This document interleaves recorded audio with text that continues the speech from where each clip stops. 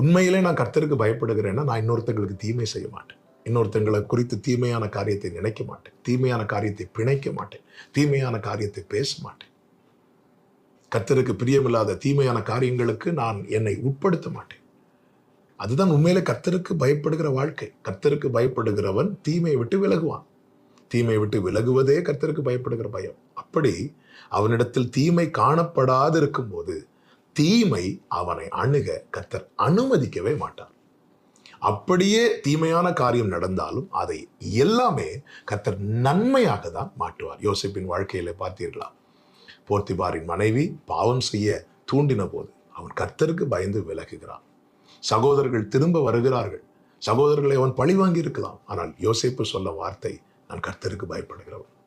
எனவே தீமையான காரியத்தை அவன் வெளிப்படுத்தவில்லை, அவன் செய்யவில்லை. அவன் வாழ்க்கையில தீமையான காரியம் பலர் செய்தார்கள். ஆனால் கர்த்தர் அதை எல்லாவற்றையும் நன்மையாய் மாற்றி இங்கே சொல்லப்பட்டிருக்கிறது, கர்த்தருக்கு பயப்படுதல் ஜீவனுக்கு ஏதுவானது. அவன் வாழ்ந்தது மட்டுமல்ல, அவன் குடும்பம் வாழ்ந்தது. அநேகர் அவனால் வாழ்ந்தார்கள். அதை அடைந்தவன் திருப்தி அடைந்து நிலைத்திருப்பான் என்று வேதம் சொல்லுகிறது. இந்த நிறைவு வாழ்க்கை ஒரு நிறைவுள்ள வாழ்க்கை. அதுதான் யோசேப்பை ஆசீர்வதிக்கும் போது யாக்கோபு சொல்லுகிறார், யோசேப்பு கனித்தரும் திராட்சை செடி என்று. என்னை கேட்டுக்கொண்டிருக்கிற அன்பு சகோதரா சகோதரி, கர்த்தருக்கு பயப்படுகிற வாழ்க்கை வாழ ஒப்பு கொடுப்போம். தீமை அணுகாமல் கர்த்தர் நம்மை காப்பார்.